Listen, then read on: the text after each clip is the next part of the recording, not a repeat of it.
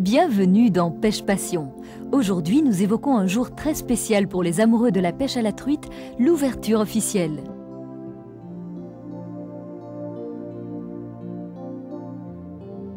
Ensuite, nous vous emmènerons à Ducet, en Basse-Normandie, pour découvrir la recette des œufs cocotte au coq, un régal.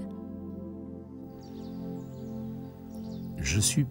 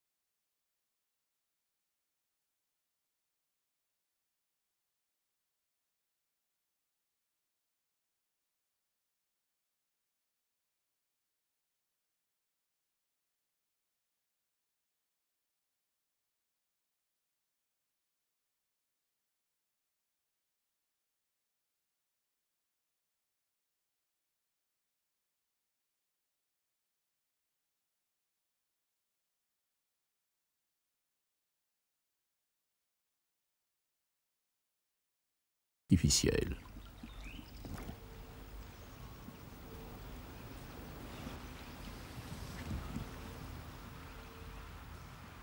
D'autres ont profité des premiers beaux jours pour aller nettoyer leur parcours, le débarrassant des branches mortes qui y sont tombées pendant l'hiver et risquent de leur faire rater la truite de leur vie.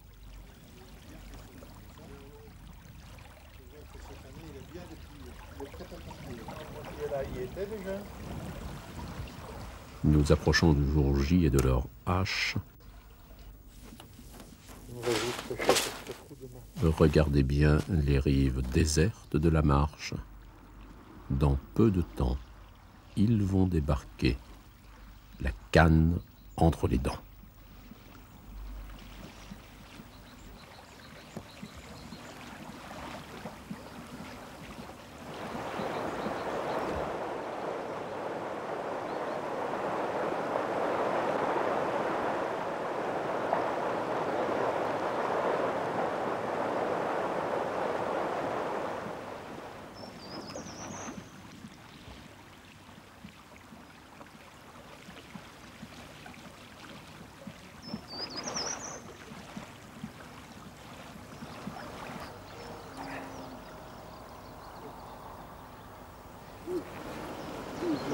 Si je mets le pied gauche dans la botte droite,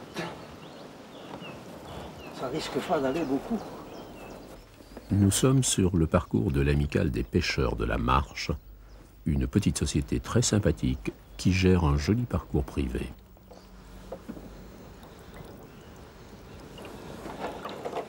Les eaux sont piquées, elles sont pas claires.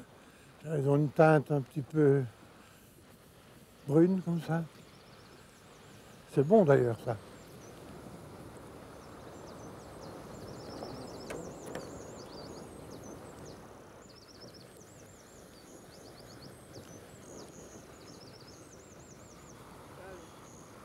Ah ben voilà. Une truite là qui sort. Pascal Vignol, vice-président de l'Amicale, capture sa première truite, une fario indigène qui a déjà passé 3 hivers dans la rivière.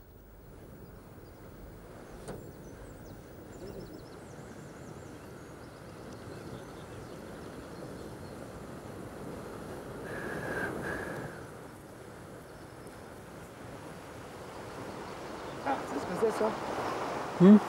Excuse. Ah oui. Ah oui, belle. Ah oui.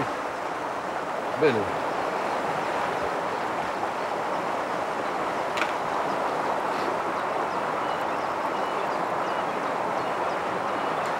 Elles ont l'air bien nourries, dis donc. Ouais. Oui, c'est la Vissot, celle-là. Ça fait 3 ans qu'elle est dans la rivière, celle-ci.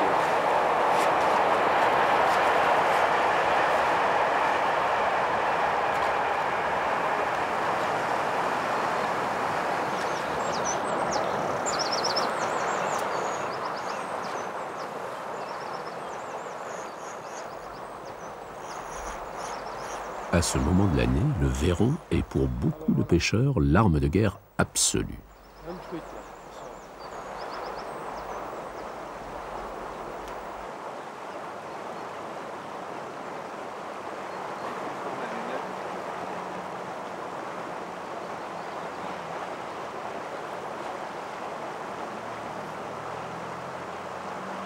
Voilà. Y aller.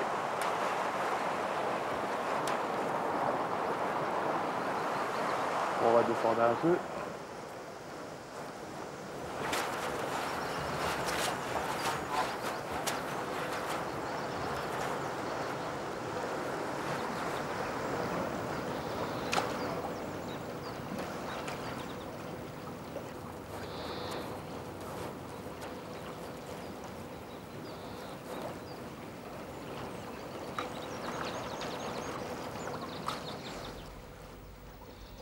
On a de la peine à reconnaître les berges que l'on a arpentées la veille. Ce n'est pas le centre-ville aux heures de pointe, mais presque.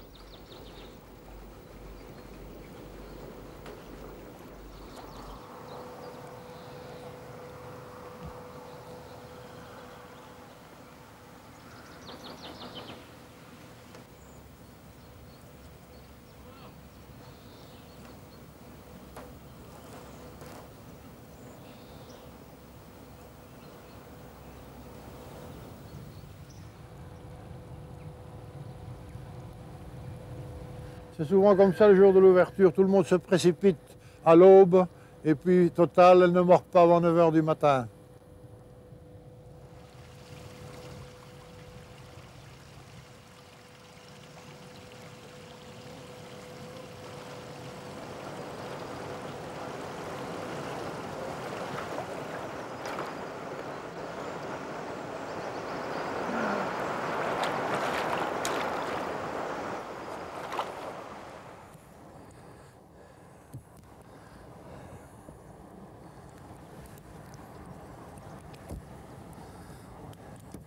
Voilà, voilà.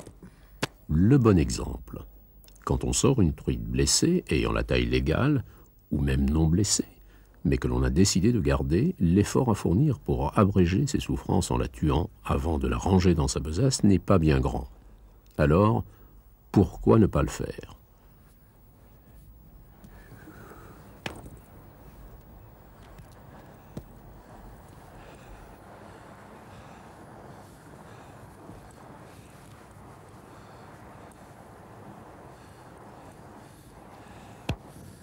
Voilà, bien au frais.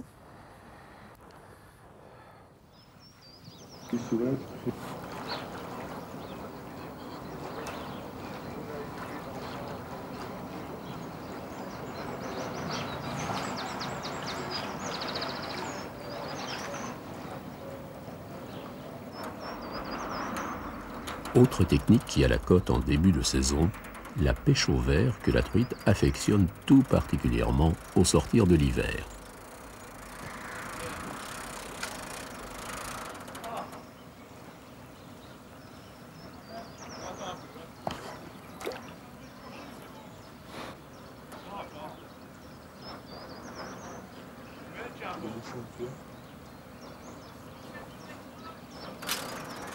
La champote.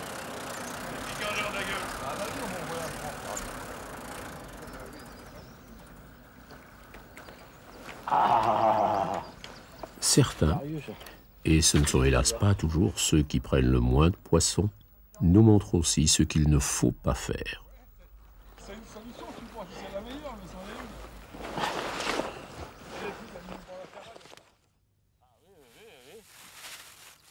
une. Avec les deux autres. J'ai commencé à la patate, je me dis. Wow. Je suis remonté sur ma rive.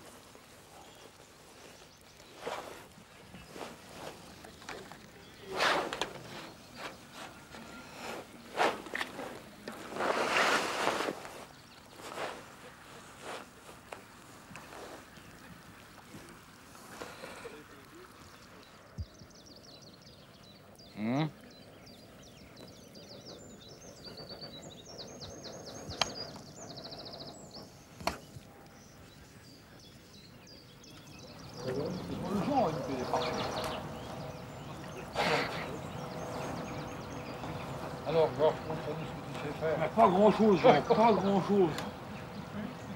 Parce que pour prendre de la truite, il faut être deux, il faut un pêcheur, puis il faut des truites. Oui. Et là, les truites aujourd'hui, ben, elles sont pas. Ils sont là, mais apparemment, ils ne sont pas réveillés.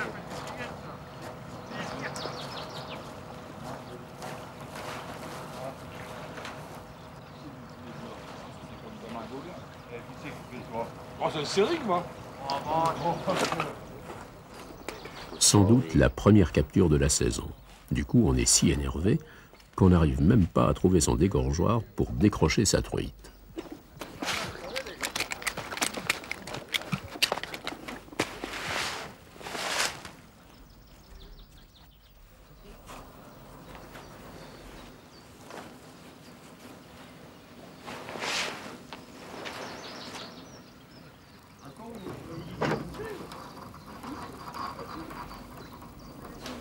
Certains adeptes de la pêche au lancer commencent dès le premier jour à pêcher à la cuillère. Cette technique sera plus rentable plus tard dans la saison, quand les truites seront définitivement sorties de leurs refuges hivernaux.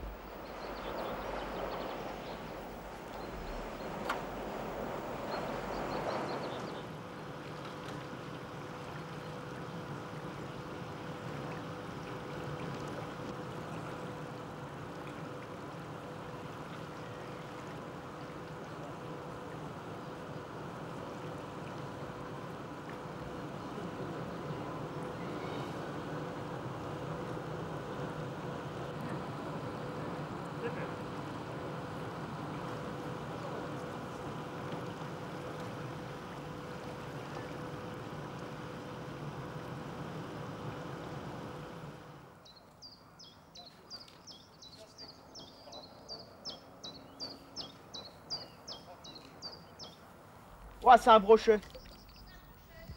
La pêche au brochet est encore fermée, mais quel brochet pourrait résister à un verron baladé sous son bec?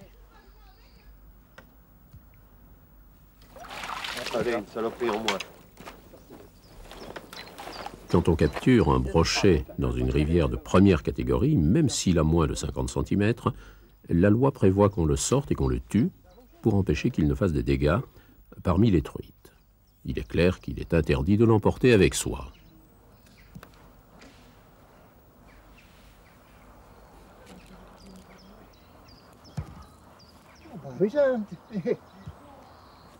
T'as pas le droit de le transporter. Pascal Gilles, président de l'amicale, veille au respect de la réglementation. Combien il fait? 45. Même pas.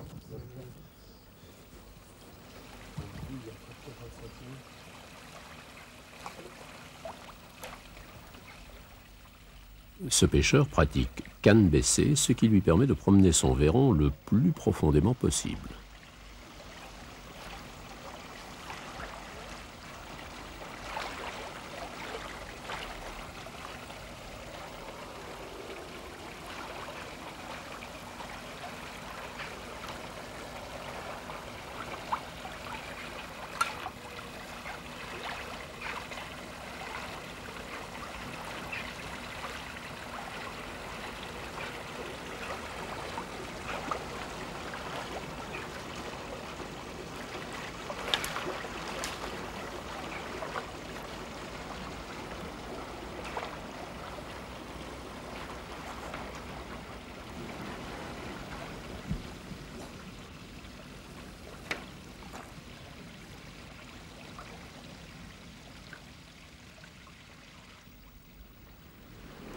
Dans une société comme l'Amicale des pêcheurs de la Marche, tout le monde se connaît et entre copains, les plaisanteries volent bas. Habillé. Hein? Pas une vraie truc, ça.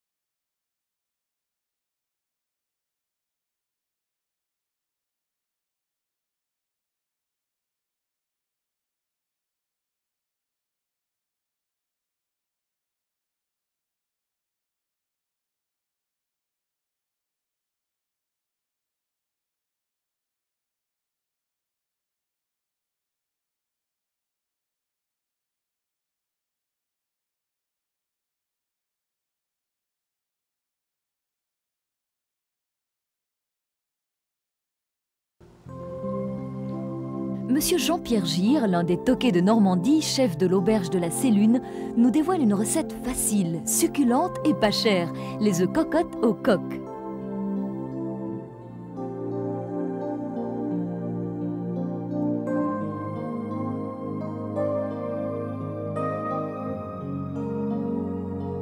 Bonjour, je m'appelle Jean-Pierre Gire. Aujourd'hui, je vais vous présenter des œufs cocottes au coq.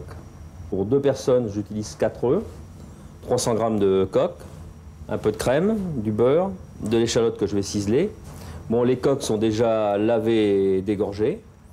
Je vais ciseler maintenant l'échalote et ouvrir les coques.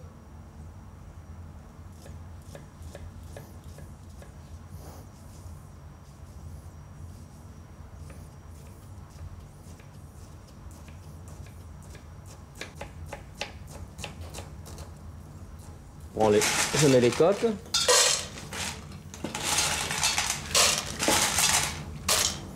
Un peu d'échalote.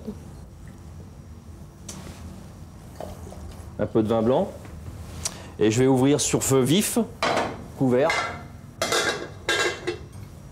Pendant que les coques sont en train de cuire, je vais faire fondre un peu de beurre pour beurrer les moules,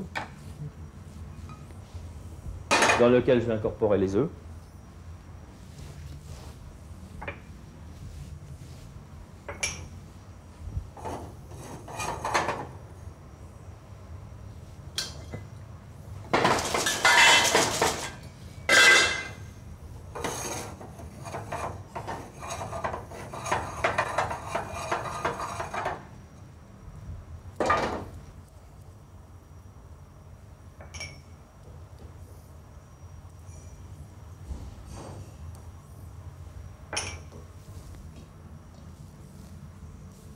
Faire attention de ne pas mettre trop de sel parce que le jus de coque est déjà salé.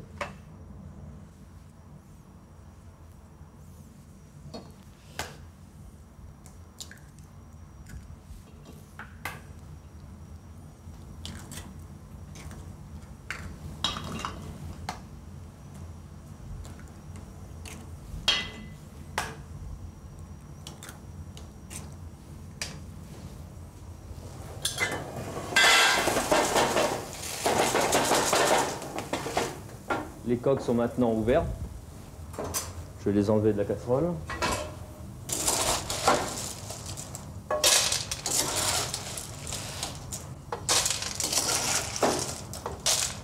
Maintenant, je vais décortiquer les coques et faire réduire leur jus de cuisson. Donc pour ceci, je vais le passer au tamis pour enlever les impuretés.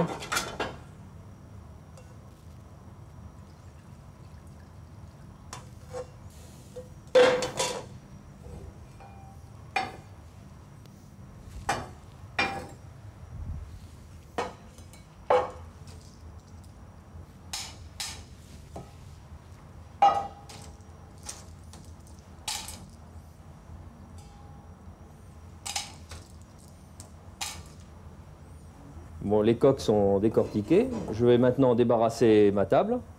Le jus réduit. Quand il va être sirupeux, je vais incorporer la crème. Maintenant, je vais mettre les cocottes au bain-marie et à cuire au four. Maintenant que le jus est assez réduit, j'incorpore la crème.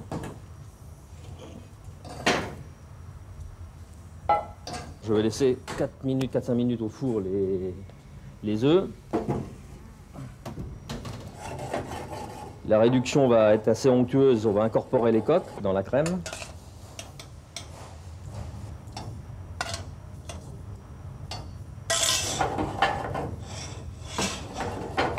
Je laisse un petit bouillon. Alors, les œufs cocottes vont être prêts, je vais les enlever.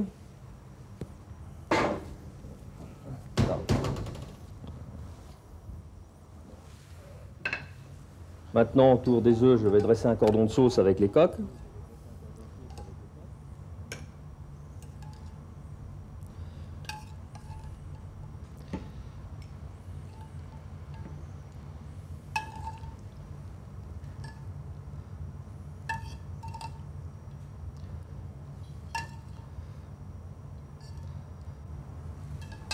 Je vais mettre une pointe de persil.